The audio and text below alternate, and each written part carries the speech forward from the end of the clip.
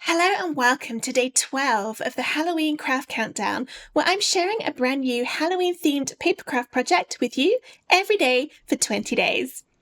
Today it's time for another 3-dimensional project, and this time you can choose what you want it to be. This beautiful and detailed crystal ball holder can either be used as a treat holder to hold some Halloween chocolate, candy, or sweets. Or you can fill it with cotton wool pulled out really thin and a light inside to make it look like smoke whirling around inside the crystal ball. The 3-tiered base is made entirely from cardstock, and then I've used a Christmas tree decoration, one of the fillable baubles that pulls apart into 2 halves to add either the candy or the cotton wool swirly smoke effect. Whichever one you decide to make, I know it's going to look amazing. Let's get started. The files for this project are free for the next 24 hours. Here's how to download them. Register a free ticket for the Halloween Craft Countdown at craftwithsarah.com/HCC25. After registering, you'll get an email which contains a link to the schedule page for the countdown. Visit the schedule page to find and download today's files. Each download is only available for free for 24 hours after it goes live.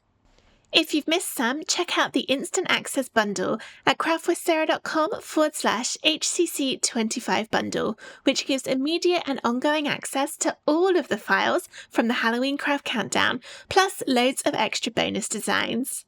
Or purchase just this design at craftwithsarah.com/products. To find the designs from this countdown, click into the Occasions filter and choose Halloween. The designs will appear here each day once they become available to buy. The download comes in a zip folder. You need to unzip this before uploading the SVG files into Cricut Design Space.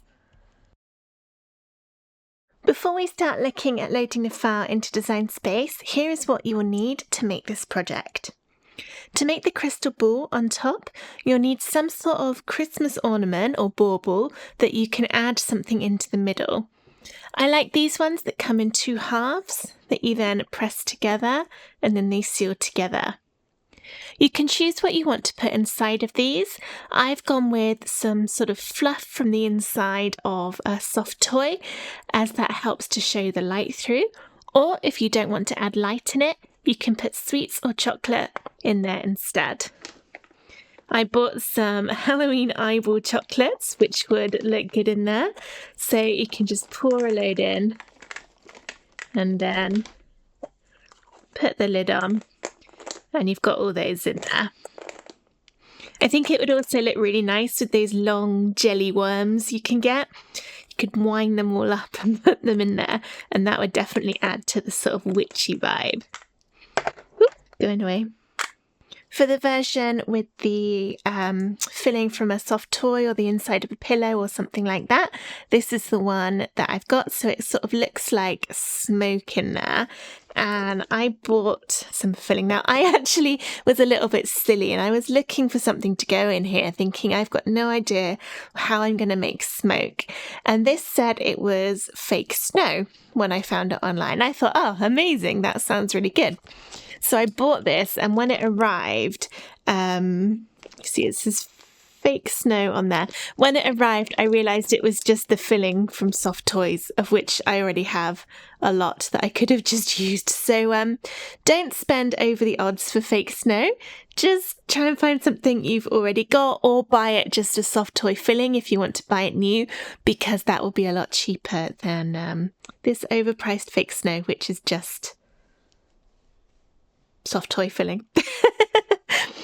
You could also maybe use cotton wool. It's important that you can pull it apart quite a lot so it gets quite thin to give the illusion of smoke. The reason that I wanted to have something in there was so that when we add the light, so this is a submersible LED light, it will catch on that colour of the white to make it look more effective. So this is a submersible LED light. There's a little battery in here. You can turn it and it will turn on. And it'll be a bit hard to see just now, but when that is sitting underneath, it will shine through and also shine off all of the filling. Let's turn that off a bit. And make the light look like it's going all the way through, like a potion in there. Without the filling, it does still work. It's just not quite as impressive. The filling in there makes it look swirly and potiony more than it did already. For the baubles, you don't need to worry too much about what size it is, because how the stand works is there's a hole. We've got the bit in here which you'd normally use to hang this on a Christmas tree. You would just put that through, and then no matter what size your bauble is, it will just sit through that hole and sit nicely in place. And then the light would be hidden underneath. You'll also need glue. I'm using Barely Art glue, but any craft glue will do, or you could use double-sided tape for this project. I find glue holds a little bit firmer, but it does take a little while to dry, especially when you're doing some of the 3D bits, so it's up to you if you prefer glue or tape. And then you'll need some black card and then some other colour to add the details on top. I've gone for a purple glitter. I've already made this one up. Let's put my light back on now. There we go. A purple glitter card so that it matches in with the candelabra from earlier in the countdown. And I think that's it. That's all you need. All right, let's crack on with loading the file into Design Space. Once you've downloaded and unzipped the file, open up Cricut Design Space and start a new project. Go into Upload over on the left and then Upload Image. You can then either click Browse to find the file on your computer or drag and drop it in. Make sure you choose the unzipped version of the download, then go into the subfolder called Cutting Machine Versions. Within there, select the file that starts SVG in the file name. And this is what it looks like. Press Continue, and then on this screen you don't need to change anything. Press Upload. Then the file will be inserted onto your canvas. You can close out the window on the left by clicking the arrow about halfway down the page. First to do is to check the size. You'll notice a green box near the top of the design that tells you the size to make it. For this project, it's 28 inches wide and 32 inches tall. Mine is already showing at that size, so I don't need to change it, but if yours loads in differently, change it to match those measurements. Now we need to delete this green rectangle because we don't want to cut that out by mistake. To do that, click the design to select it, then press the Ungroup button at the top of the Layers panel. Then you can click into the lime green rectangle, which is the top layer that will show, and then either press Delete on your keyboard or click the trash can icon. This project can be made without a scoring wheel or scoring stylus, but it is easier if you do have one of those tools to do some scoring. It'll just make it easier to know where to fold all of the tabs on the side of each of the different steps of the tower. I'll be cutting this from black, but I did the pieces in dark grey on the design so that it's easier to see where the score lines are going to be. Otherwise it would be black lines on black background and it's just a little bit harder to sort of check that you've done it all right. But just bear in mind when you cut it that these bits should be cut from black. Alright, so click on one of the pieces with these tabs along the side. I'll also refer to them probably as crocodile teeth throughout this video. You'll notice the bit that is now selected has a chevron arrow next to it in the Layers panel. Click that arrow and it will open up all of the different pieces in this subgroup. The top layer within there will look like two horizontal lines. If you don't have a scoring stylus or scoring wheel, click on that layer that has the two lines and then click Delete to get rid of it. And then you would go through each of the other pieces and do exactly the same thing. However, if you do have a scoring wheel or stylus for your Cricut, then you can change these to score instead. So let's undo that to bring the lines back. So what you would do is you'd click on one of the pieces, click the chevron to open it up, click that top layer with the two horizontal lines, and then under Operation, change it to Score. Then in the Layers panel, click to select that whole mini group. You'll notice it's right because both of those layers have got that pale green background on them. And then press Attach at the bottom of the Layers panel. Attach is what tells the Cricut where to do the scoring. Now, normally, when you attach something, it moves it to the top of the Layers panel. And if you've been following along with the other videos in the Halloween craft countdown, that'll be what was happening. However, a recent Design Space update has changed it so that now when you attach things, it keeps it in its original position, which I think is actually a little bit more helpful.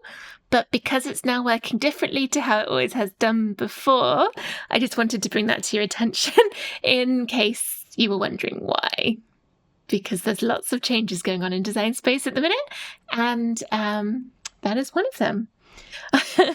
All right, so now we'll click through to the next one. Do the same thing. Open up the layers, click on the horizontal lines. Under Operation, change it to Score. Click to select that whole group, and then Attach. The only thing that it means is a little bit harder to tell with it not going to the top of the layers panel after you attach, is it means it might be a little bit harder to spot which ones you've done and which ones you haven't done. However, you will know the ones that you've done because it will say attach when you click on it. The ones you haven't done will say that original file name. I'm going to work through all of them. There are 6 in total, 2 for each level of the tower. And attach. It's basically anything that you see with a chevron icon in the layers panel. Or you can do it by looking through the design and clicking, and then it will select it. Up to you, whichever one you find easier. And then one more. Score and attach. And that's everything that needs changing. So now this is ready to cut out. Remember, instead of dark grey, we'll be using black, and then you can change the colour of the other bits if you want to. I'm doing mine purple so it matches in with the candelabra from earlier in the countdown. When you're happy with how everything's looking, give it a save if you want to. I'm not going to worry about that. And then press Make, and that will separate out the colours for you. You can change the paper size in the drop down here, and then you can click to move things about. I like to put a little bit more space between these tabs with the crocodile teeth, just to give the blade a little bit more space between them to make sure that the card doesn't tear. So go through and get all your pieces looking exactly as you want them to, then press Continue to connect to your Cricut and get all the pieces cut out from cardstock. If you're using glitter card for the decorative pieces like I am, you might find that the Cricut struggles to cut all the way through the glitter card. I found through lots of trial and error that the best cut setting that I find personally for doing glitter card is the craft board setting, and that's craft with a K. That's quite a deep cut setting, so it does go through the glitter card really nicely and cleanly, and what it will do is it will double cut every line. So if you choose the craft board setting, don't worry that it looks like it's doing everything twice. It's supposed to.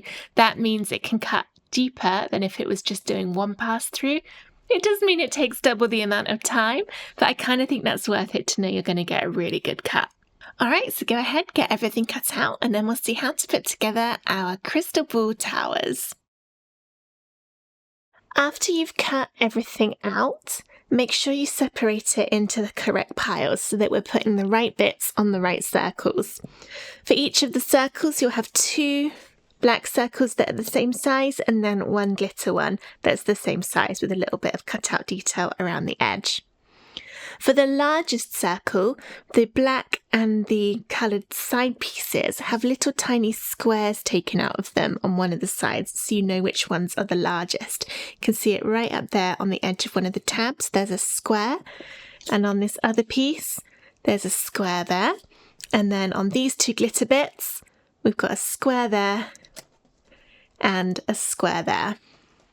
For the middle circle, that doesn't have any shape cut out of it, so that's the ones without any cutout along there.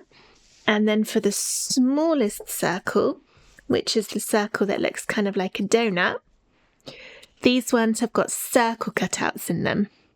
So you can see here, got a little circle in there, matching on that one. And then the 2 glittery bits also have circles cut out of them, just to make it a little bit easier to know which one is which. But of course you can sort of do it on the size too. The smallest ones will be for the smallest circle and so forth. I'll show you how to stick together the largest one, and then we'll do the smallest donut one. But I'm not going to show the middle one in this video as it's exactly the same as the largest one. So everything you're about to see for the large one, you can copy for the medium one.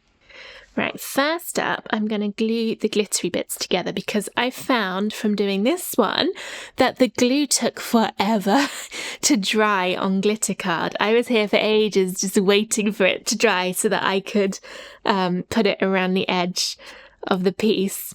And so I'm going to do that first this time. So what we're going to do is lie one of them out in front of you and have the cutout, the square, on the right hand side. And then the right hand side on here. So what we're going to do is stick the rectangle that doesn't have the cutout on top of the one that does to hide that square so you can't see it. Just so it's a bit neater. Put some glue down here, around the edge of that square. And then line up the rectangle shapes. And I was having such problems with this glitter card that I ended up putting a paper clip over it just to hold it in place while the glue dried because it just doesn't like it for some reason. It's really chunky, sort of rough glitter card that I've used. I think that's the problem. So slide that over, hold it in place, and wait for that to dry. And I'm also going to do this one while we're here for the smallest circle. You can do it in stages if you want to and just do everything for the big one first and then the medium one and the small one, which is generally what I'm going to do, but I just want this glue to dry. Okay, so I've got my circle cut out here, and then on this one it's also on the right hand side. Same thing. Glue down there, line that one up so we're covering up the circle cut out, and oh, see, that just came completely apart. Line that up and paper clip on top. While that's drying, let's work on putting the main structure together. We need to glue these two pieces together. I've got the side facing me that isn't the side that was scored, so the score lines are on this side. It'll be easier to fold them up that way, but I'm going to stick the two bits together this way round. So this one is going to overlap until those tabs kind of line up, so you get that same gap between all of the tabs or the crocodile teeth. So turn it over, I glue down the tab on the side that's been scored, and then back over and glue it up along there. And we'll also need to wait for that to dry, but luckily this is not glitter card, so it's nowhere near as bad. And while that's drying, let's fold up the tabs. Turn it round, and then go down and fold up along that score line towards you. You can do it the other way around if you want to and fold against the other side and glue it the other way around. It doesn't matter.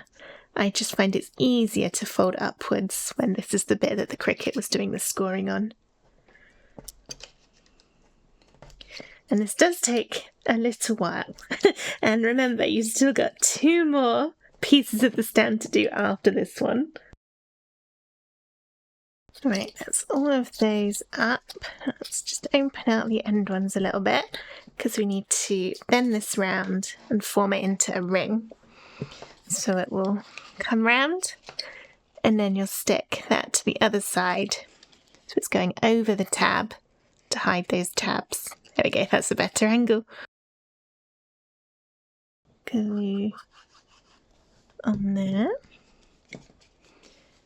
and then hold it round, and then hold this in place until it dries. I have made that very messy with my glue, but it doesn't matter really because the purple's going to go over the top and cover it up, so you won't see that. Alright, I'm going to hold this in place until it dries because my paper clips, my only two that I seem to have, are still being used on the purple. So I will be back in a moment when that's dried. My glue is now dried, so here's my piece. And then take one of the sides, it doesn't matter which one, and make sure all your tabs are folded out so that they are kind of horizontal and flat on top. And then try and get your shape into a nice circle. It doesn't matter if it's not quite right at the minute. You can see mine's kind of going out on a point on this side because we can tidy it up once we start gluing it to the base. Now for this project there are several different ways that you can do things, which is kind of nice because you can tailor it to whatever you think would be the easiest for you. You can either put your glue on all of the tabs on here and then glue that on top. Or you could put glue on all the tabs and then do it this way round, so you glue it to the base. Or you can do what I'm going to do and add your glue to the outside of the circle and then place the tabs on top. Add a thin bit of glue all the way around here. I'm not going right to the very edge because it will smush out a bit when the tabs are pushed on top. And then a second line just inside.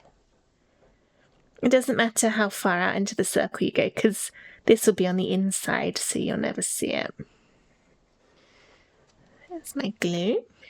And then this is the side I flattened out. Line it up around the circle and put it down. And then put your fingers inside to push the tabs down so that they stick. And as you do it, keep turning it round to make sure as you push down, the bit you've just put on is perfectly lining up around the edge of that circle. This is your one chance to get it nice and neat because once the glue's dry, it'll be too late. Lining it up as close as I can with the edge of the circle. And keep looking at the bits you've already done because you might find that as you move some bits, a little bit you've already done kind of slides out of place. This is why I prefer the glue because it does mean you've got that little bit of space and time to tidy it up, whereas if you were doing it with double-sided tape, you're sort of limited to where it is when you put it down because it'll stick straight away. You can also turn it round. You can see this bit here. It's not quite right. Nearly there. That's better. Just a little bit there. It's glued now, but that's okay. That is pretty accurate. It's a little bit coming over the side there, but not really enough to notice. And then for the top, you can either do the same thing, put your glue around there, line it up again.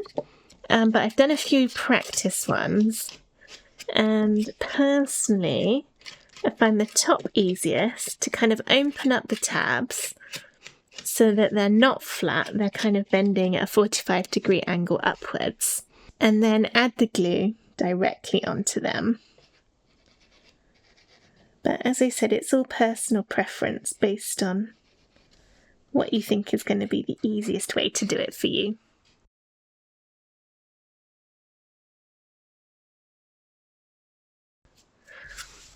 And then use the circle to push all the tabs down flat.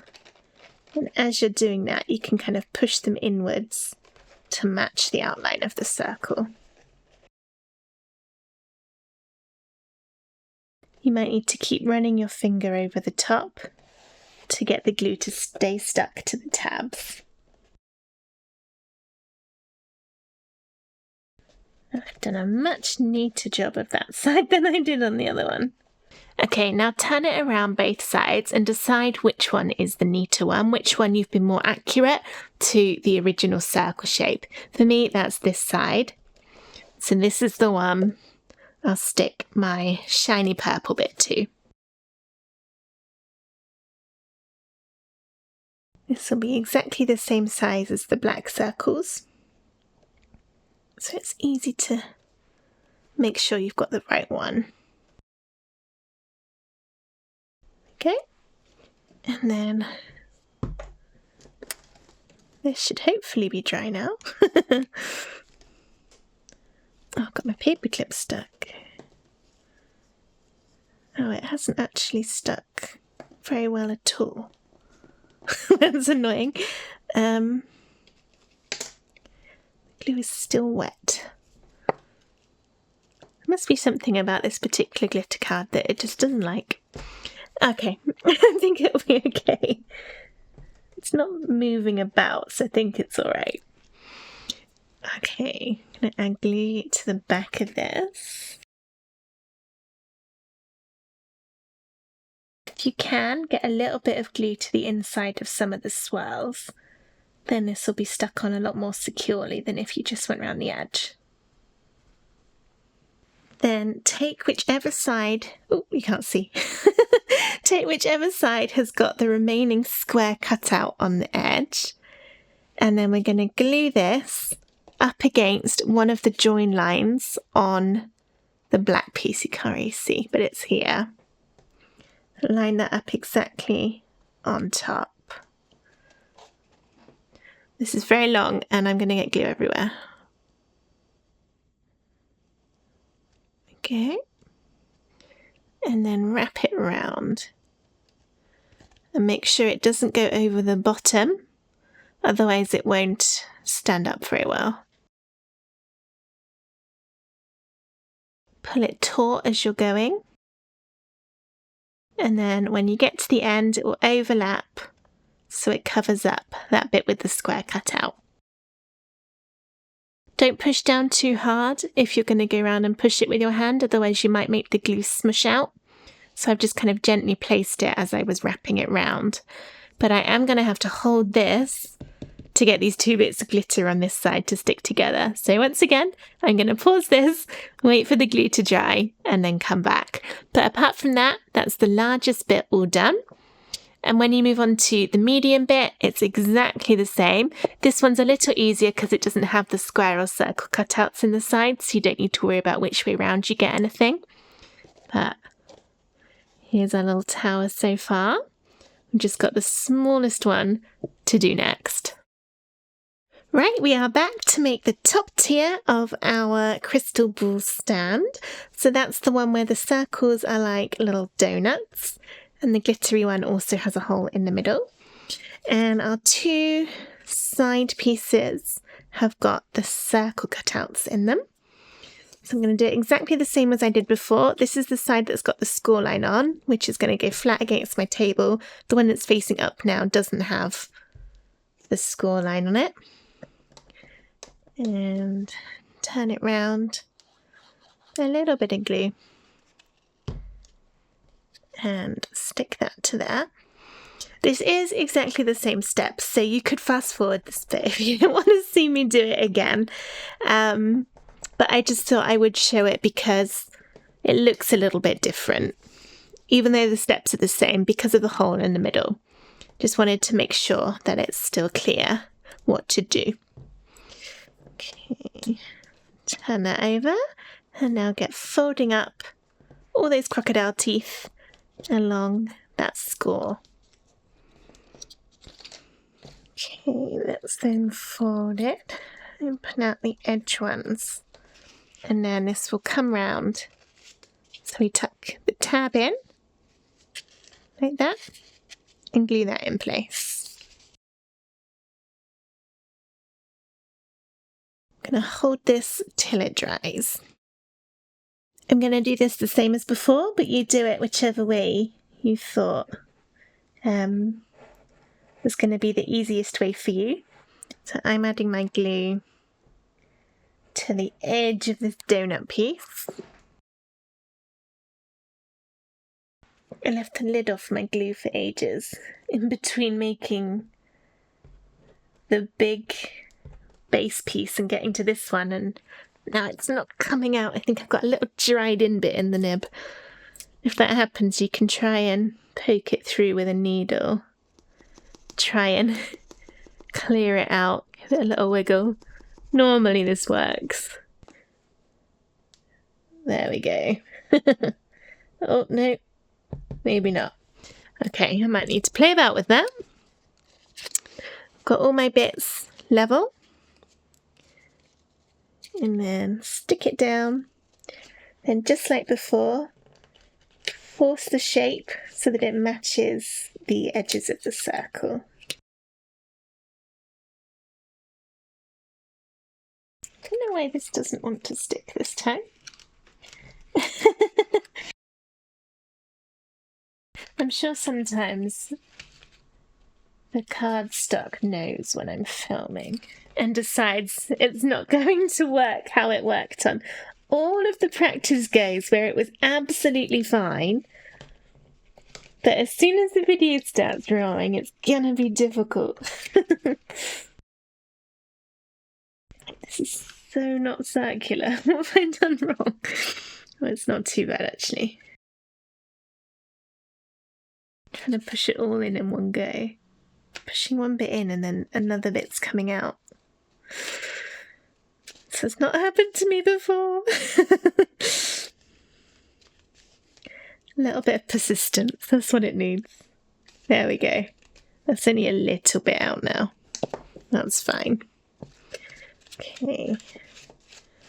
Fold these ones up to a 45-degree angle. And then the other one will go on top. But I think I'm going to need to try and clear my glue nozzle first. Or is it going to work? Yep, looks good. Okay.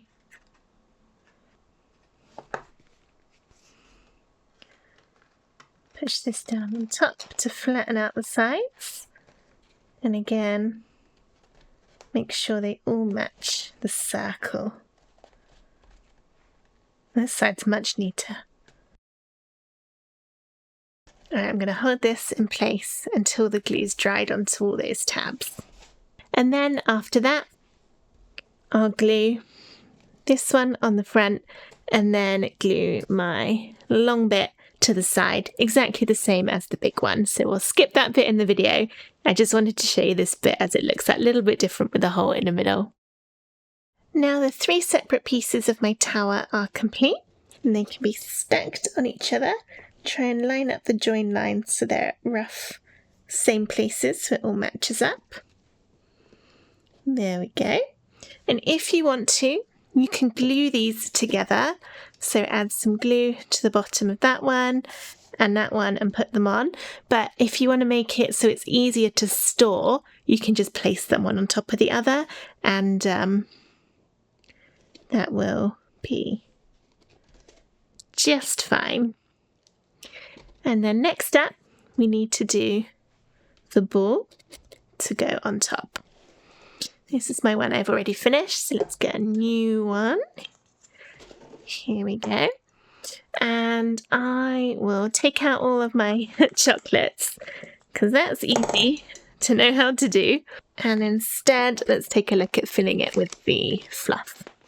You only need a real tiny amount. This is probably enough for the whole thing.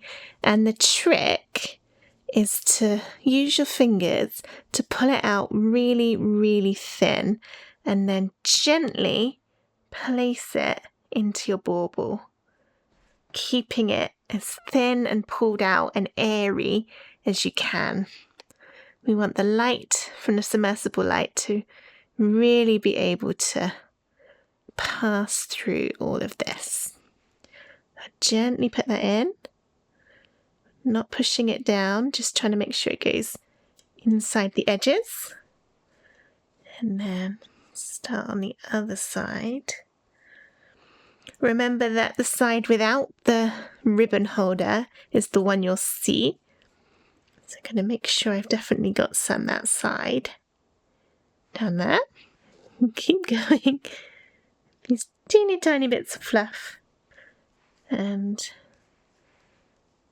it's okay if it comes out over the top because there'll be a gap when they push together. I'll put that bit on and give it a try. Okay. I'm not going to pull it completely tight in case I'm not happy. But that's kind of looking good. Oh, I've got a load coming out over the side there. I'm happy with that. Let's keep it pushed together most of the way, but not completely locked in yet, and give it a try with the light. Turn the light on. That drops inside the first bit. And then balance your bauble on top. You won't be able to see this very well. Turn out the lights so it'll be easier. There we go. And then you can see how the light is going through all of that smoke. So I think I've got a bit too much in there because it's not going all the way to the top. So we'll take some out. I've taken out that much. It's a bit trial and error. Worth doing to make sure you get a beautiful glow though. Okay, that's a lot less full. Give it a try.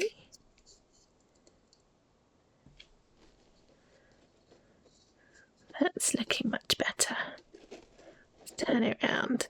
Again, it's hard to see because it's kind of light in here, but now that is lighting all the way up to the top.